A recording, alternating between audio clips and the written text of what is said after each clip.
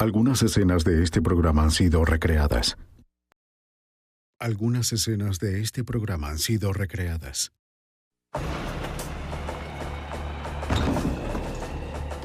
Una pesadilla hace estragos, destrozando a una familia de Dallas. Un padre hace un escape desesperado mientras su esposa e hijos son secuestrados por un traficante de drogas. Agentes del FBI compiten contra el tiempo para encontrar a los rehenes y al secuestrador. Un rastro de cuerpos marca el camino hacia Gino Camacho. La evidencia se acumula, no tienen sospechosos evidentes.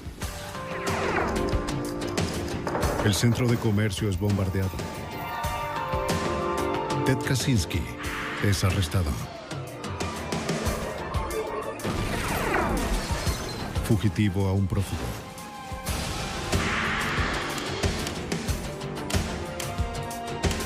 Los archivos del FBI. Una madre y su hijo son secuestrados. Un transeúnte es asesinado. Violencia como esta destrozó un tranquilo vecindario de Texas y expuso un cártel de drogas que prosperó donde menos se esperaba. Soy Jim Kallstrom, ex jefe del FBI en Nueva York.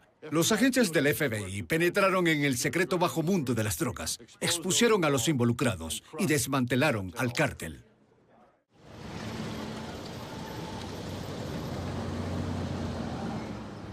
Infiltrando el cartel.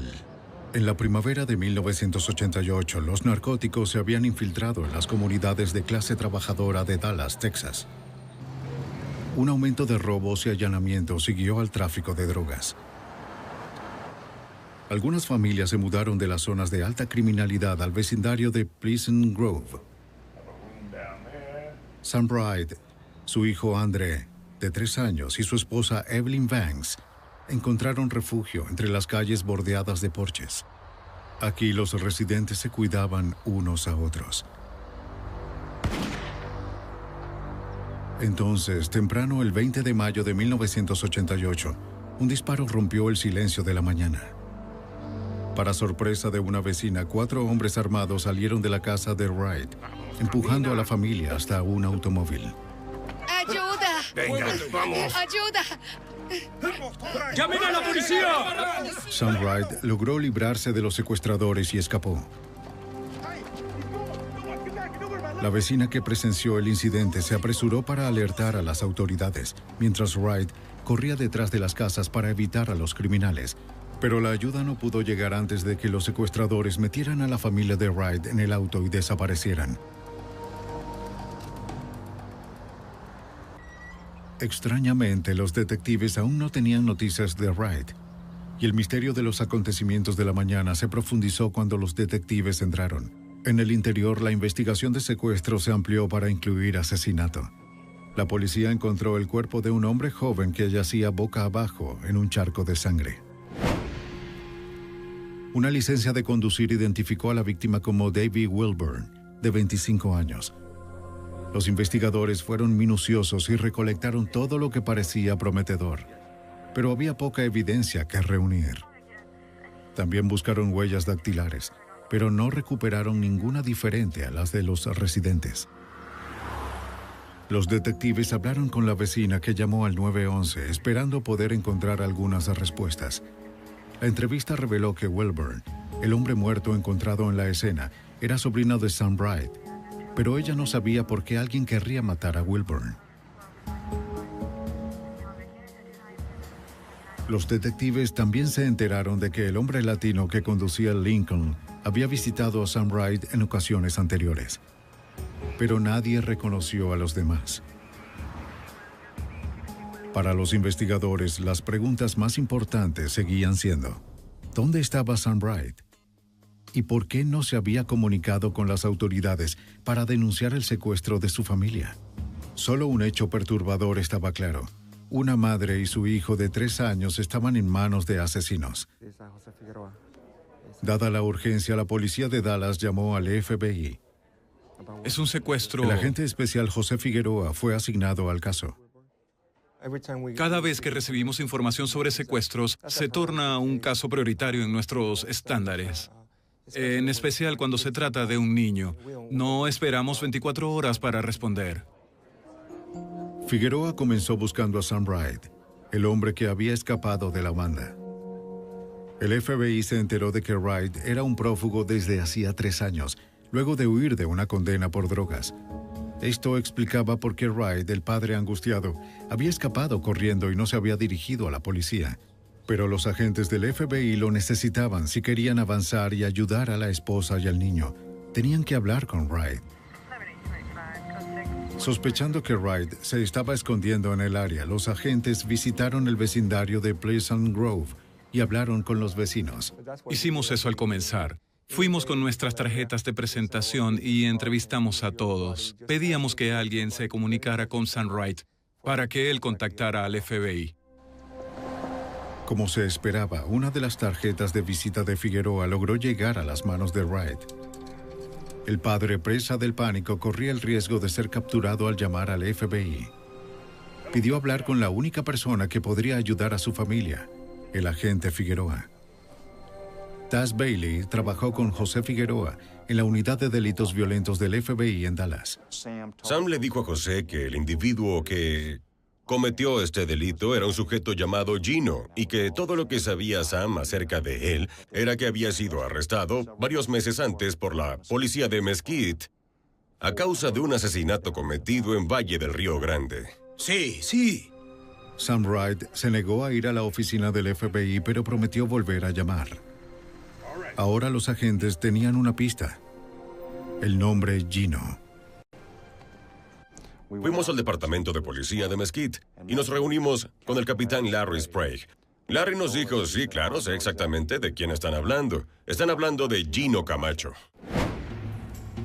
Gino Camacho, de 33 años, era un conocido narcotraficante cuyos grandes cargamentos de marihuana eran distribuidos y protegidos por una pequeña banda de criminales. También se sabía que tenía una novia llamada Wanda Jackson. El domingo 22 de mayo, solo 2 días después del secuestro, los agentes rastrearon a Wanda Jackson. Le preguntaron sobre el paradero de Gino Camacho, pero negó saber dónde estaba el sospechoso. Afirmó que no había visto a Gino en semanas.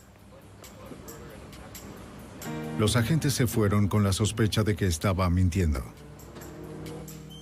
Si el FBI tuviera a Wright bajo custodia, tal vez podrían negociar un acuerdo con ella como intermediario, para que Camacho creyera que se le pagaría por sus rehenes. Pero los agentes carecían de la influencia para hacer que trabajara con ellos. Necesitaban detener a Wright. Cuando Wright llamó al día siguiente, estaban preparados para grabar y rastrear el teléfono. Sí, dígame. De acuerdo. Se envió un equipo de arresto al centro de la ciudad. ¿Qué aspecto tiene? Vamos, amigo, no tengo tiempo para hablar. Comuníquenme con alguien ahí. ¿Tiene su nombre? Cuando supieron la dirección del teléfono público, se transmitió por radio a la zona.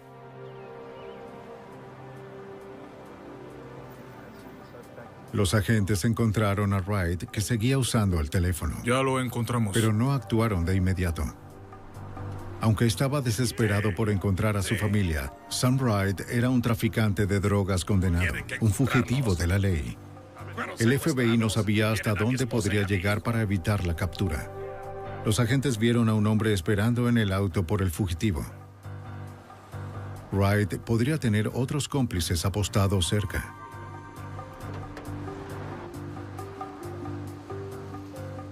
Los agentes querían reducir el riesgo de resistencia violenta por parte de Wright y cualquiera de sus asociados. Bien, aquí vamos.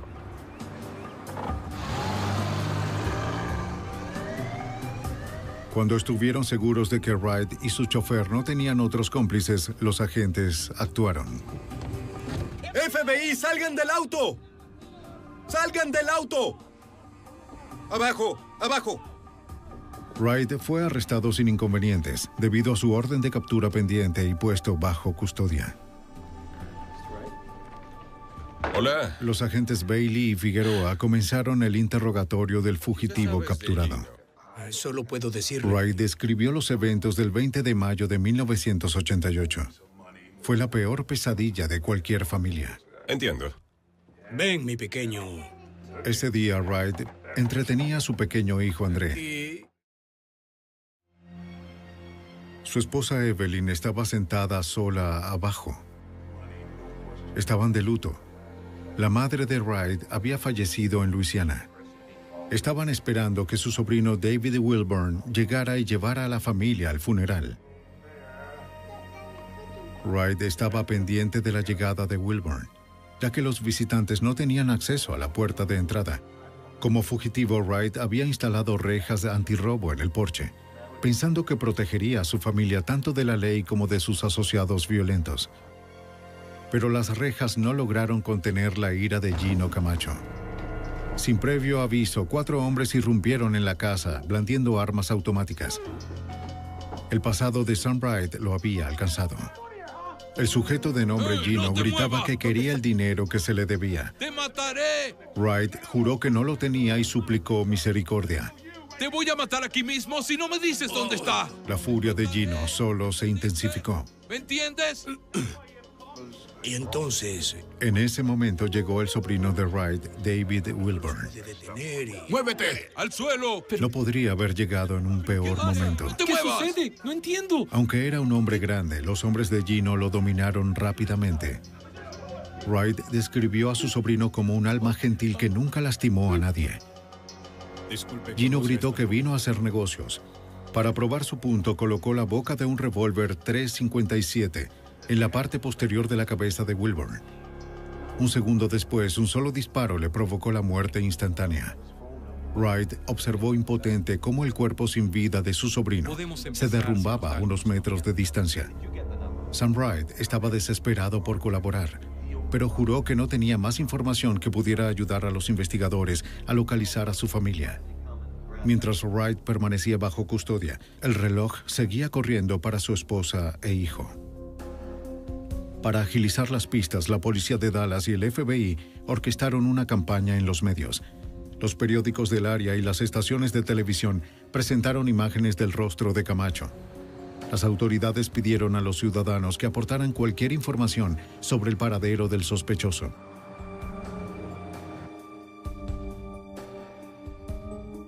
Esta campaña obtuvo datos de una fuente indeseable.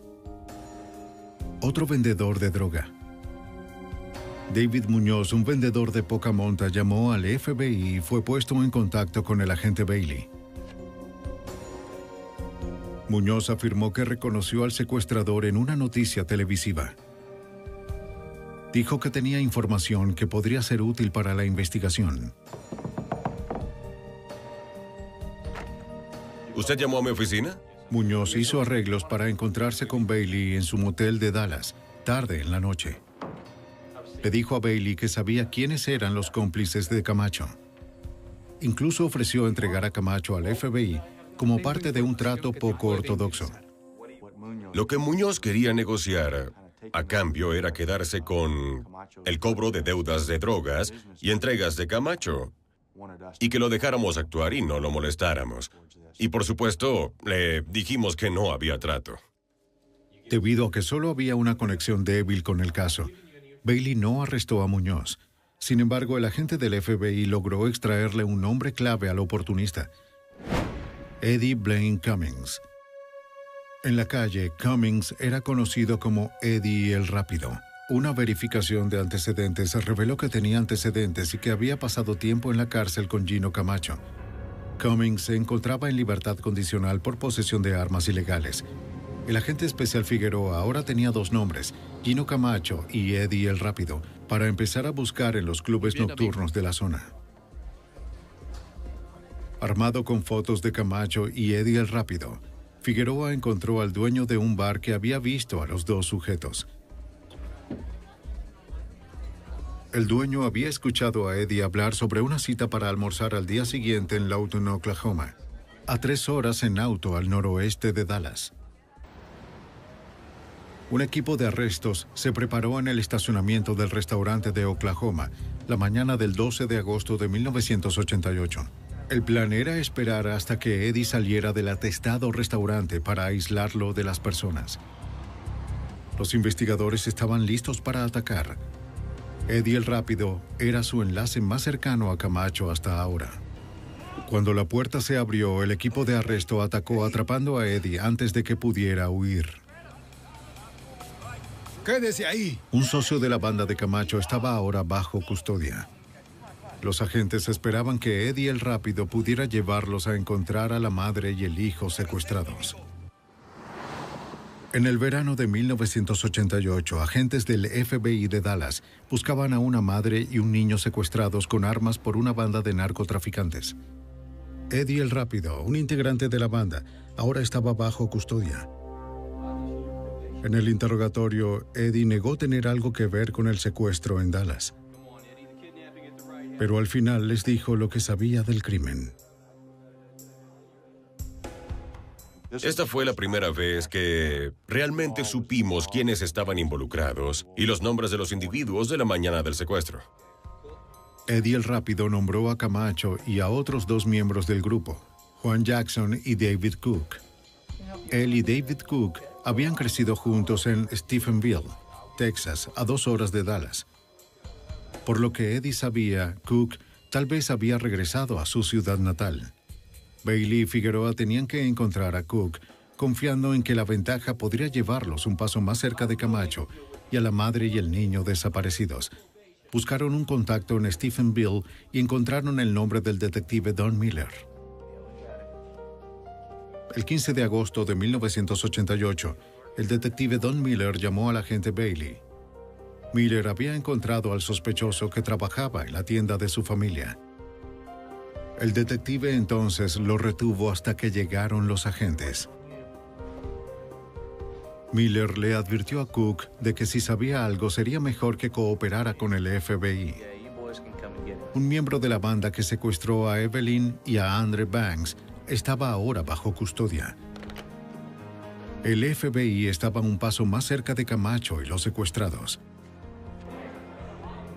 Los agentes se apresuraron a ir a Stephenville con la esperanza de que David Cook los condujera a Camacho y a sus rehenes antes de que el tiempo se acabara para la madre y su hijo. Fue hace un par de meses. Decidió ayudar a los investigadores con la esperanza de obtener una sentencia más leve. Durante 2 días de interrogatorio, Cook detalló su versión de los hechos del 20 de mayo de 1988. La mañana del secuestro, Camacho recogió a Cook y otros 2 cómplices. Dijo que iban a cobrar una deuda. Camacho le había dado a Sam Wright $20,000 en marihuana para vender, pero Wright aseguró que se la habían robado. Camacho juró que recuperaría su dinero. El miembro de la banda, Juan Jackson, abrió una bolsa y comenzó a repartir armas. El arsenal incluía ametralladoras y la pistola .357. Camacho envió a otro miembro de la banda, Larry Merrill, para cortar el cable del teléfono. Nadie podría pedir ayuda.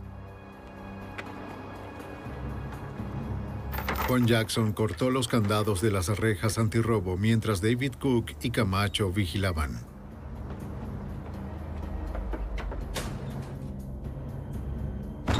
Irrumpieron por la puerta de entrada y encontraron a Evelyn Banks en la sala de estar. Camacho ordenó que sus hombres revisaran toda la casa con las armas desenfundadas. ¡Busquen el dinero! ¿Dónde está el dinero? ¡El dinero! ¿Dónde está? ¿Qué haces? ¡Muévete! Queremos el dinero. Quédate ahí. ¿Dónde está? ¡Muévete y dámelo! ¿Me escuchaste? La banda juntó a la aterrorizada familia en la sala de estar mientras la furia de Camacho aumentaba. Dijo que si la familia no cooperaba, morirían. Camacho le dijo que pusieran al bebé en el sofá junto a su madre y que si el bebé se movía o le causaba algún problema, le dispararían. ¡Busquen el dinero! ¿Dónde está mi dinero? ¡Vamos! ¡Abajo! ¡Dámelo! ¡Dame mi dinero! ¡Dámelo! Gino comenzó a gritar cómo lo habían estafado, cómo no lo habían tratado con respeto y que quería su dinero y lo quería ahí mismo. En medio de todos los gritos llamaron a la puerta. Los agresores primero pensaron que los vecinos habían llamado a la policía. Camacho y Jackson se colocaron en posición, preparados para disparar contra la policía, que pensaban estaba al otro lado de la puerta. ¡Adelante! Cuando David Wilburn entró por la puerta principal, fue rodeado por la banda armada. Los pistoleros lo arrojaron al suelo sin luchar. ¡Es David! ¡Dime! ¡Él es bueno, Él no no le ha hecho hagan nada. daño, por Déjenlo en favor! paz. No, por favor. Dime quién es él. ¿Quién es? Dime. ¡Al suelo! ¡Al suelo! Déjenlo ir. ¡Quédate ahí! ¡Vigílalo! Camacho le ordenó a Jackson que le disparara. Pero cuando este dudó, Camacho se volvió hacia Cook. ¡Dispárale! Pero cuando Cook se negó, Camacho agarró la pistola de su mano y les mostró a todos cuán en serio hablaba.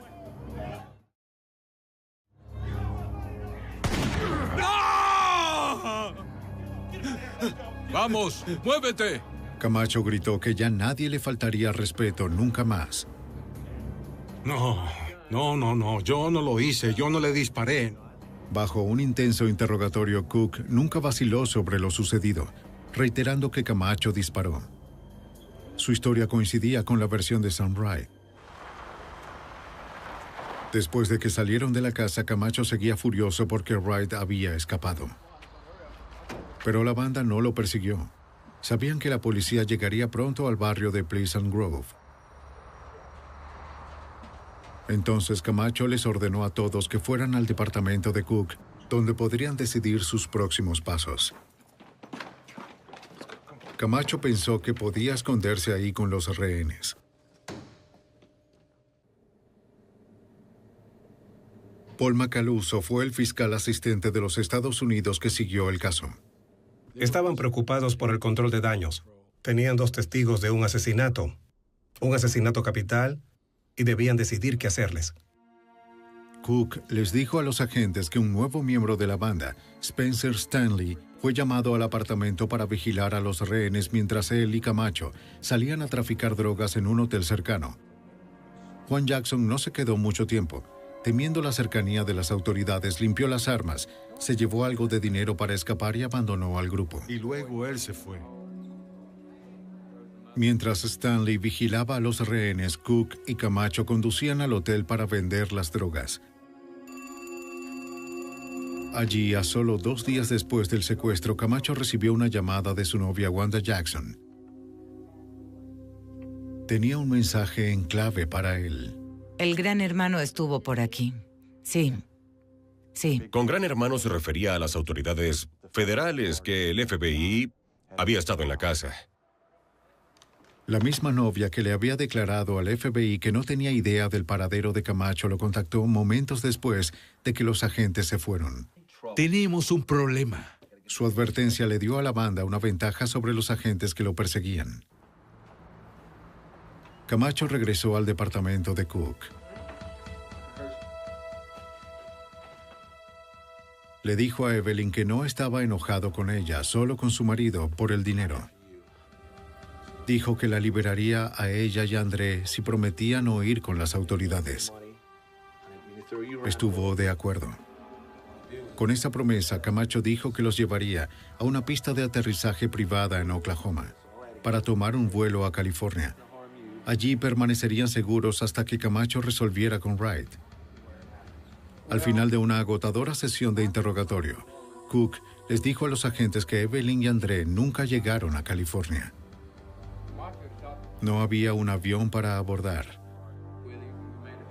Cook sabía dónde los dejaron, en la frontera del estado de Texas, cerca de Atmore, Oklahoma. Están justo ahí. En agosto de 1988, agentes especiales de la Unidad de Crímenes Violentos de Dallas arrestaron a un miembro de una pandilla de Texas, responsable de 3 asesinatos y el secuestro de una madre y su hijo. Mientras estuvo bajo custodia, Cook guió a los agentes especiales José Figueroa y Taz Bailey hacia el norte, hacia Oklahoma. Fue el siguiente escalón hacia su objetivo final, encontrar los cuerpos de Evelyn y André Banks y a su secuestrador Gino Camacho. Según Cook, Camacho condujo a Evelyn y André Banks a un área remota a través de las fronteras estatales. El líder de la banda prometió llevar a la madre y al niño con sus parientes en California, en un vuelo desde una pista de aterrizaje oculta detrás de los árboles.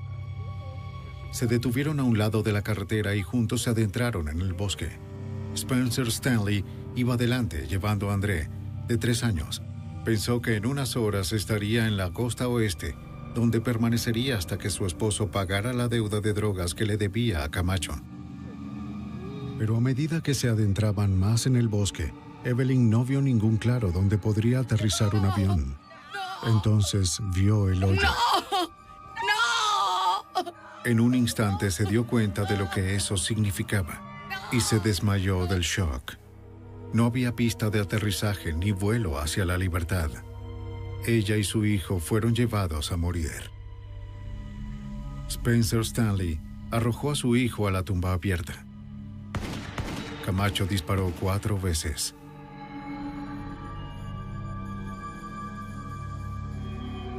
Luego arrojaron a Evelyn sobre su hijo y le dispararon también. Evelyn Banks y su hijo de 3 años, André, fallecieron el 23 de mayo de 1988. Esta fue la escena espeluznante que David Cook le describió a los agentes mientras los llevaba al sitio. Los agentes casi habían llegado a su punto de frustración cuando finalmente Cook reconoció el área. La búsqueda de las víctimas de Camacho comenzó a finales de un verano sofocante. El caso federal de secuestro también se había convertido en un caso de homicidio. Camacho ya había matado a 3 personas. Pero si los agentes querían probar su caso contra el asesino, tenían que encontrar los cuerpos. Para identificar el sitio del entierro, los agentes comenzaron su búsqueda entre los árboles. Mientras caminábamos detrás de los cedros, se podía ver una depresión en el suelo donde alguien había cavado.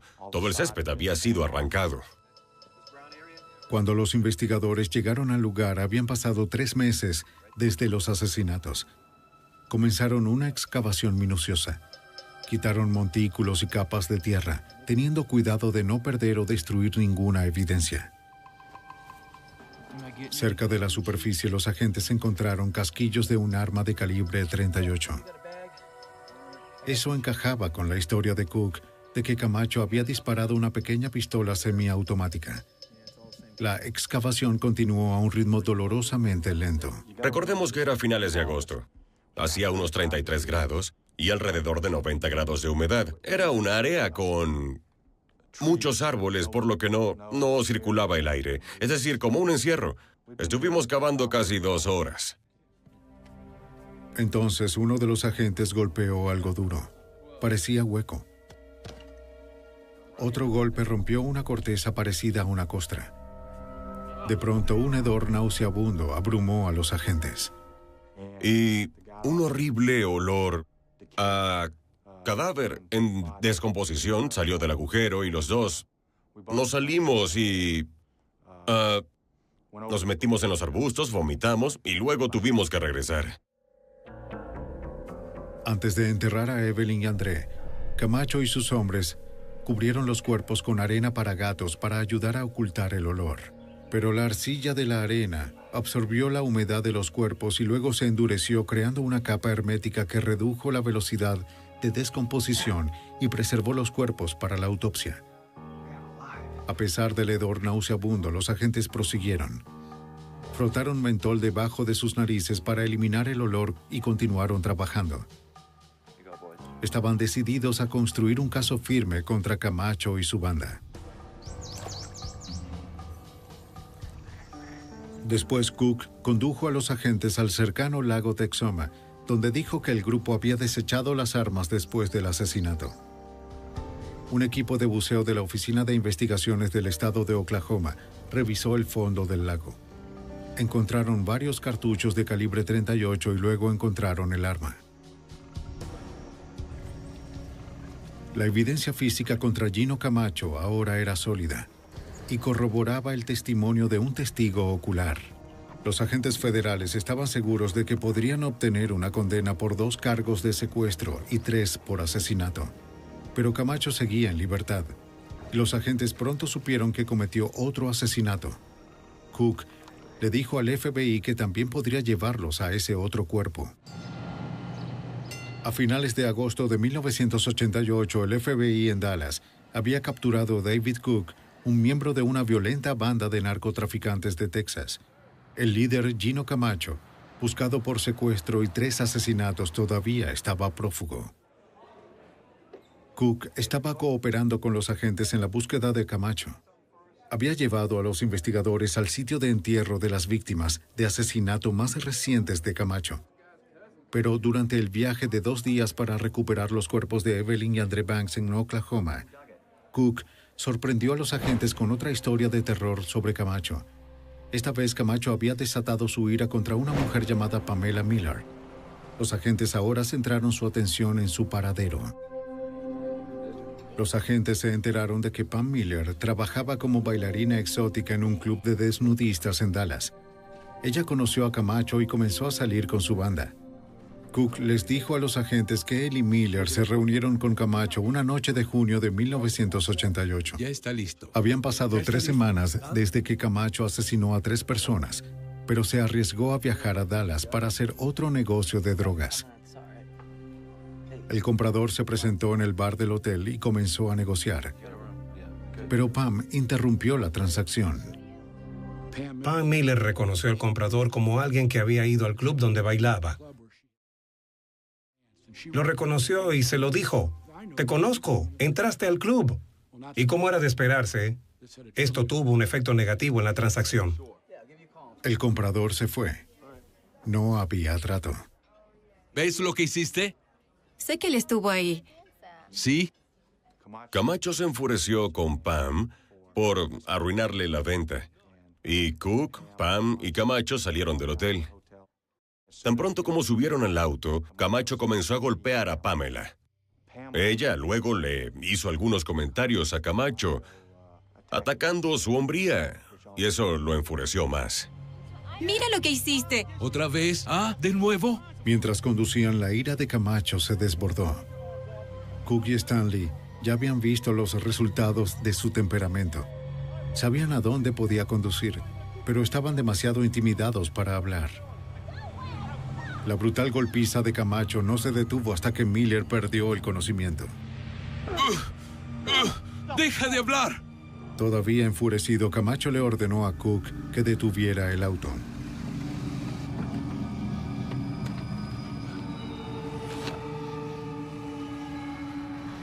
Arrastró a Miller a la carretera. Colocó su cuerpo inerte detrás de la rueda trasera derecha y le gritó a Cook que retrocediera. ¡Oye, Gino! ¡Retrocede el auto, ya! Cook obedeció. Condujeron a Stephenville. Fueron a un departamento alquilado por David Cook. Tomaron el cuerpo de Pamela y lo metieron dentro de un barril que estaba en el patio. Pusieron una bolsa de basura encima para que nadie viera que ahí había un cuerpo. Se quedaron allí el fin de semana, Camacho, Stanley y Cook. Estuvieron bebiendo cerveza y festejando, hasta que Camacho decidió deshacerse del cuerpo. Así que le preguntamos a David, ¿dónde encontraremos el cuerpo de Pamela? Y él respondió, no lo harán. Y dijimos, ¿por qué no? Dijo, la cortamos y la metimos dentro de un triturador de árboles. Mientras yo conducía, José estaba en el asiento delantero. Miré a José, él me miró, nuestras bocas se abrieron y casi me salgo de la carretera. No podía creer lo que acababa de escuchar. Cook condujo a los agentes del FBI al sitio boscoso en el rancho donde habían pulverizado el cuerpo. Parecía imposible que se encontraran restos.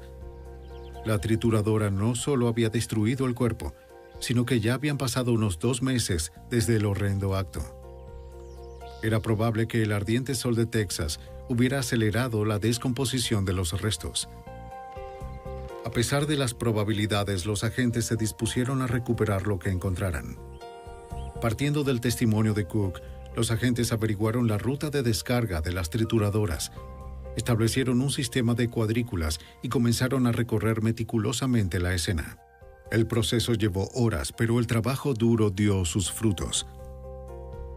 Del suelo, los agentes recuperaron fragmentos de huesos y tejido. En las ramas de los árboles encontraron más tejido, secado por el sol. Cada pieza fue empaquetada y etiquetada según su ubicación. Los agentes también recuperaron dientes. Una revisión de los registros dentales de Pamela Miller permitió una identificación positiva de la víctima. Pamela Miller, de 23 años, era la cuarta víctima de Camacho en pocas semanas. Sin embargo, su asesino aún estaba prófugo, y cada día que permanecía libre representaba una amenaza para cualquiera que se cruzara en su camino. Pero pronto un evento importante en el caso surgió cuando la familia de Spencer Stanley, el miembro de la banda que había ayudado a Camacho a matar a 3 víctimas, se puso en contacto con el FBI. Les informaron a los agentes que Stanley estaba escondido en un parque de caravanas de Huntsville, Alabama. Stanley les dijo a los investigadores que había arrojado el revólver .357 que Camacho usó para matar a David Wilburn en el lago Ray Hubbard, cerca de Dallas. Un equipo de buceo del FBI registró el fondo del lago.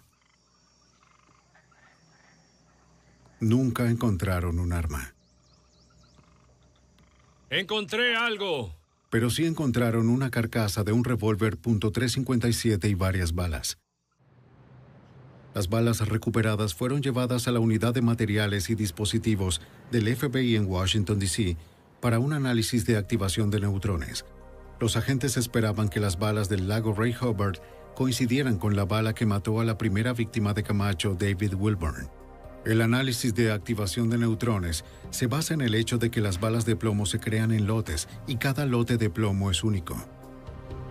Los examinadores del FBI tenían que preparar las balas para la prueba retirando el plomo de los proyectiles y dejarlos listos para el transporte a un reactor nuclear.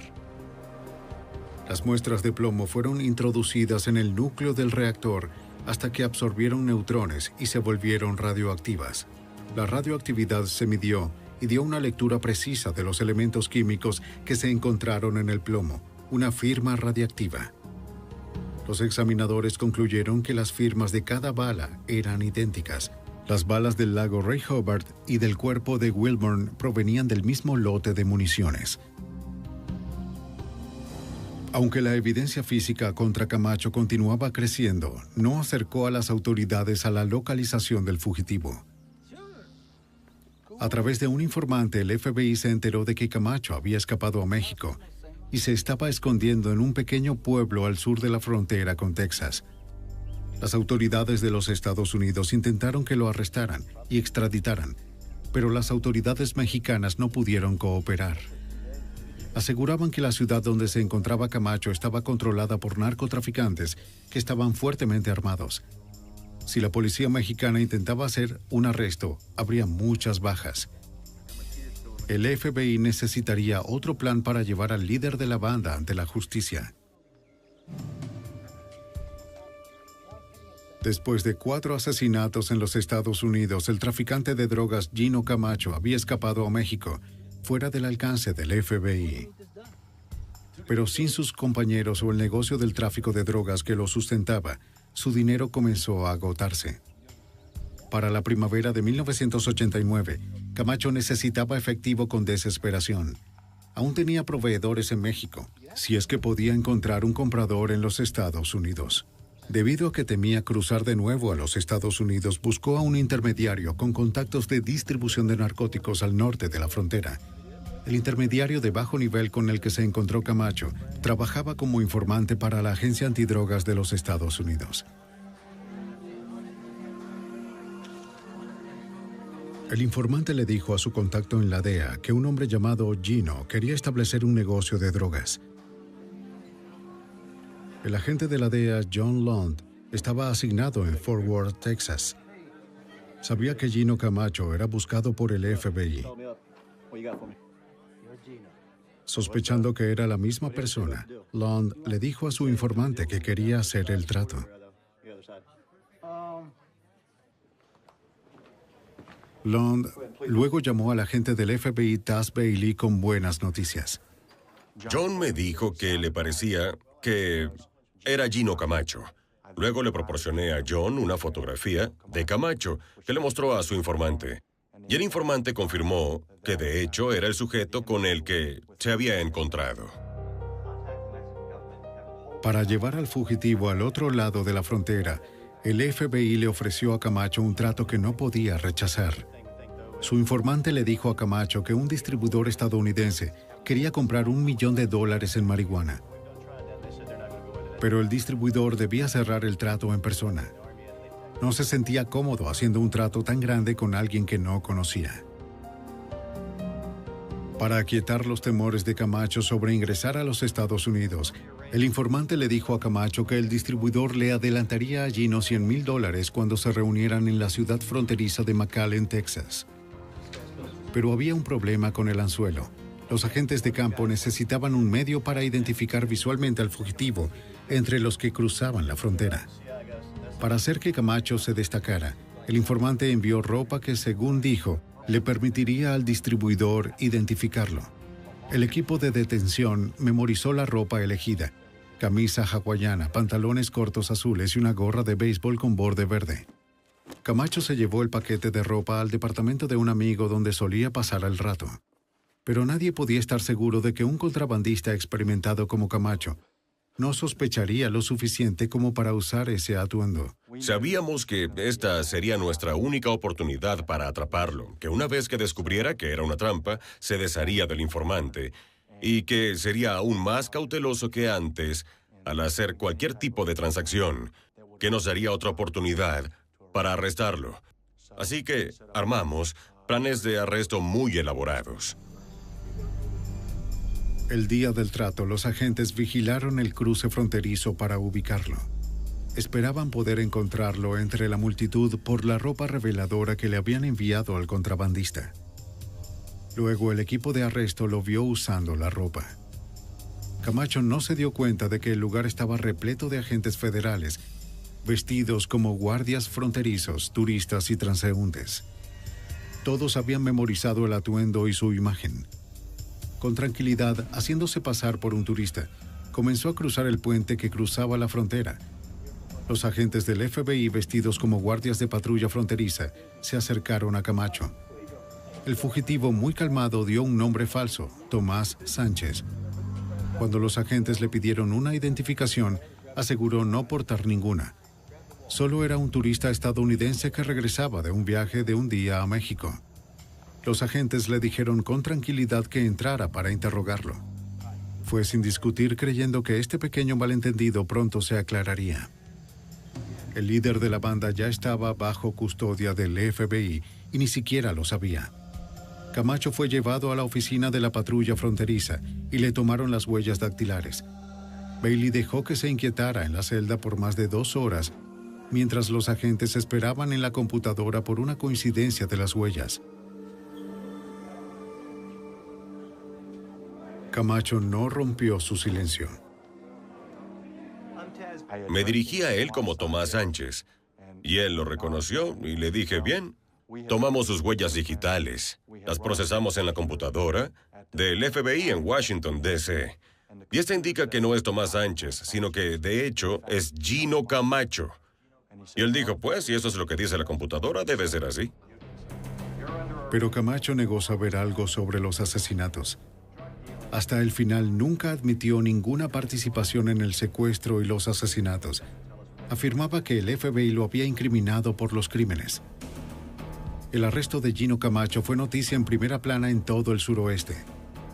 Desde la frontera fue trasladado a una celda en el condado de Dallas y acusado de violaciones con arma de fuego, conspiración y secuestro y asesinato capital. Camacho y el resto de su banda fueron procesados por las autoridades. David Cook recibió 24 años por su participación en los asesinatos y el secuestro. Spencer Stanley recibió una sentencia de cadena perpetua por los 3 asesinatos que ayudó a cometer. Juan Jackson obtuvo cadena perpetua por su participación. Eddie el Rápido Cummings y Larry Merrill obtuvieron 8 años cada uno. Sam Wright tuvo que cumplir su sentencia anterior de narcotráfico, así como tiempo adicional por ser fugitivo. Pero para el propio Camacho, los fiscales estatales buscaron la pena de muerte. Para que el estado de Texas condene a un hombre, la acusación debe demostrar más que premeditación. Debe demostrar que el acusado sigue siendo una amenaza para la sociedad. Por esta razón, Camacho fue juzgado por el cargo de asesinato en primer grado. De lo contrario, una condena por los cargos federales habría enviado a Camacho a la cárcel, donde cualquier amenaza que le planteara a la sociedad habría sido eliminada. En juicios separados, Gino Camacho fue declarado culpable de asesinato y secuestro. La sentencia se llevó a cabo 10 años después de la muerte de André y Evelyn Banks y Pamela Miller. El 26 de agosto de 1998, el estado de Texas ejecutó a Gino Camacho por medio de inyección letal.